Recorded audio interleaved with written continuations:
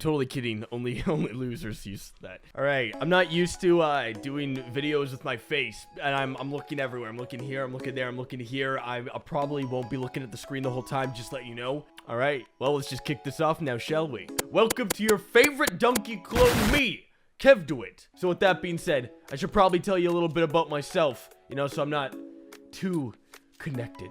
My real name is, get this, Kevin. Shocker.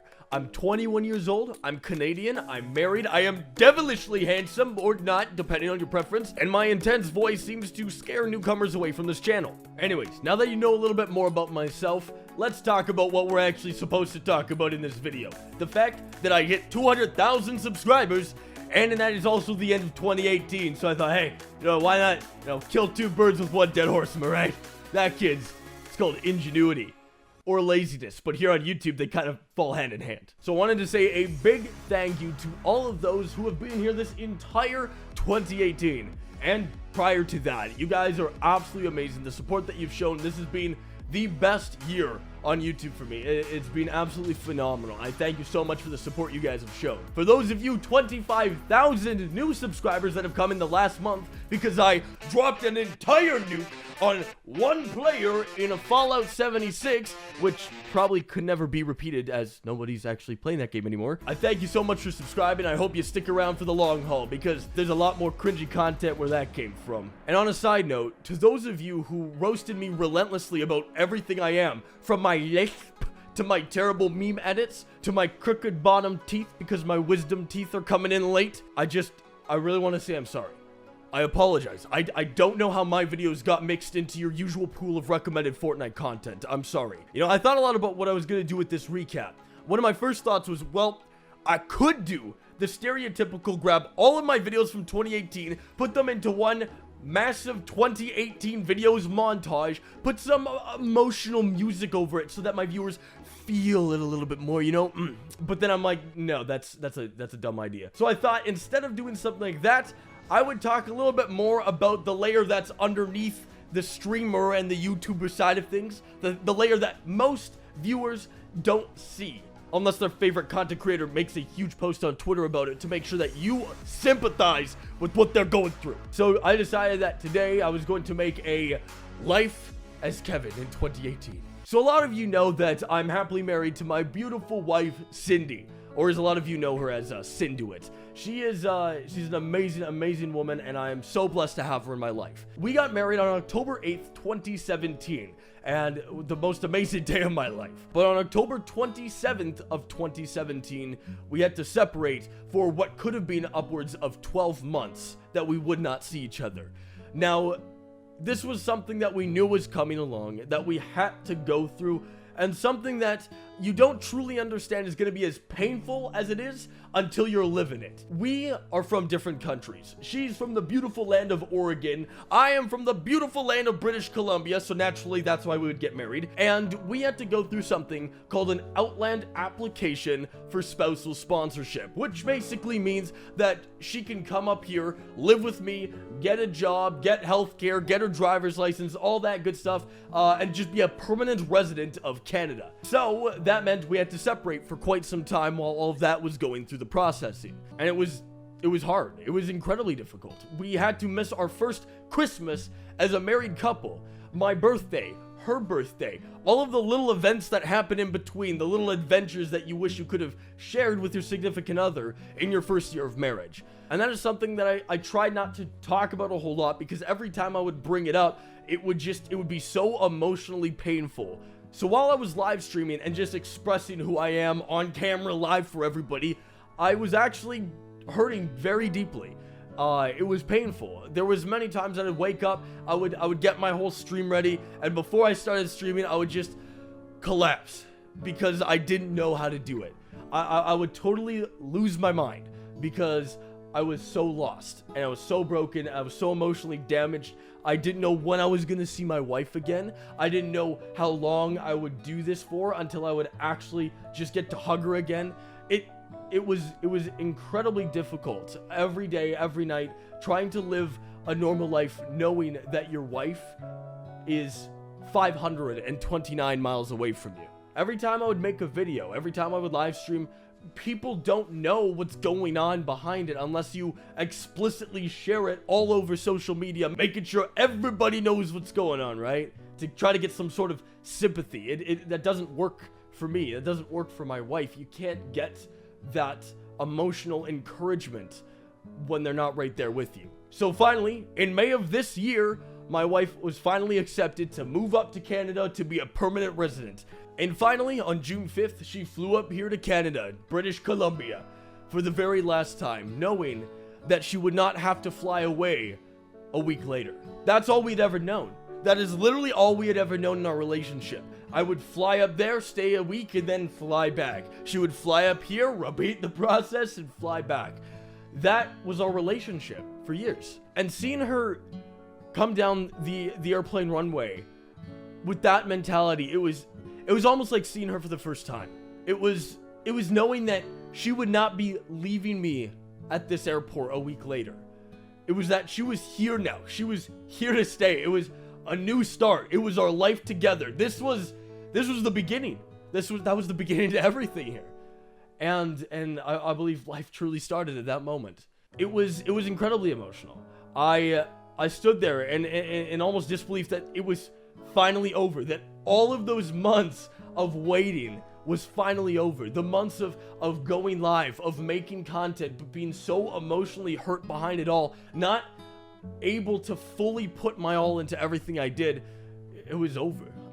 It was crazy to see that after all of these months of just waiting, of frantically checking your email every hour of every day, hoping that maybe you would see an email from the government coming in, letting your wife in again.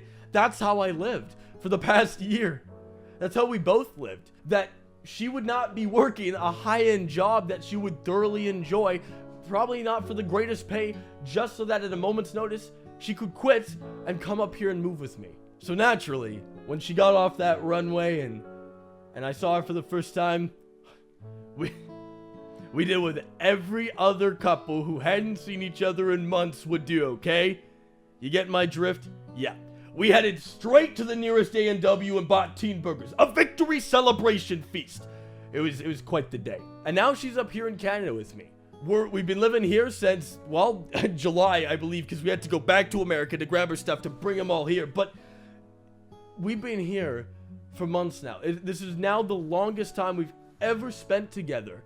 And she doesn't have to go back. But for that first half year, it was the biggest struggle of my life. I don't think I've ever gone through so much pain, just consistent pain, having to endure the fact that I had no idea when I would see my wife again. So now she's up here.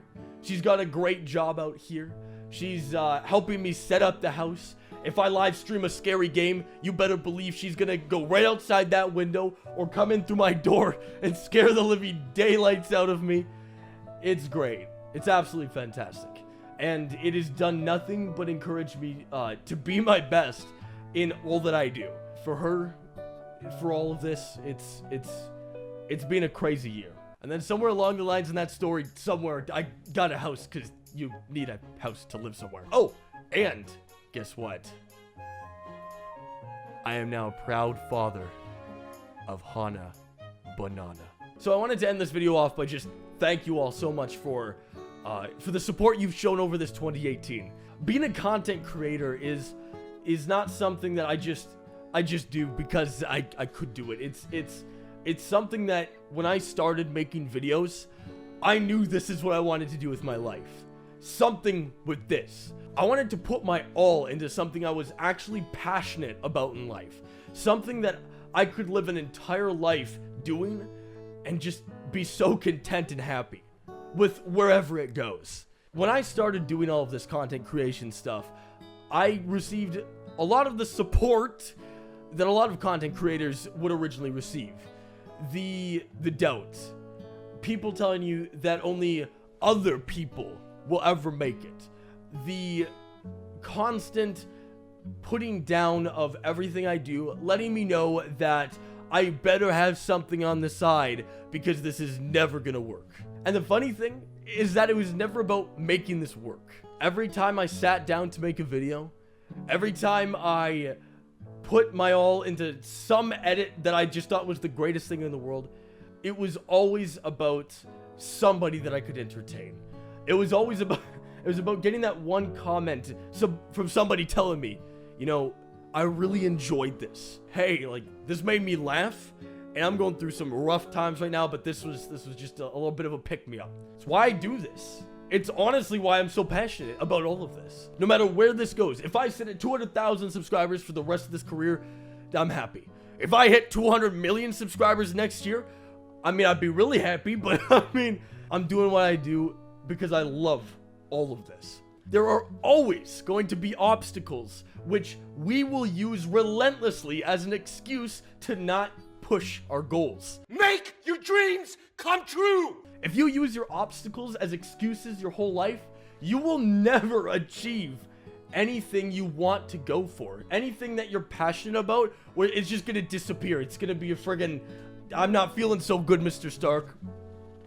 Not being able to see my wife for over half the year was crazy brutal. And this year in 2018, regardless of the fact that we spent most of it just pushing for her to come to Canada, I never wanted to stop creating content. It was what was going on the entire time. And the support you guys brought in from all angles throughout all of that, regardless of whether you knew this was going on or not. Thank you. Honestly, thank you. It's a huge burst of encouragement. Let me tell you. But anyways, thought I'd fill you in with that kind of stuff. The stuff that a lot of you don't know is going on. The reason why a lot of the times videos wouldn't be made on time. A lot of the times streams might have been delayed or might not even have happened. There's a lot of stuff that goes on behind the scenes. And I want you guys to know about that kind of stuff because it impacts all of this. But I appreciate you guys' support in 2018 here. I thank you for all of you who are newly subscribed or have subscribed within the year, who have been here for the long haul. Ever since I hit 300 subscribers back in, what was that, 2015? It's crazy. I'm hoping 2019 is going to be an absolutely fantastic year, regardless of the new obstacles that we're probably going to have to face. You know what? It don't matter. As long as you know what you're going for, and as long as you're passionate about something, the obstacles are merely just a jump. I appreciate you all to death. I hope you're all having a fantastic Christmas season, and I'm looking forward to bringing you content in 2019. Thanks for watching, thanks for caring, and Happy New Year, everybody.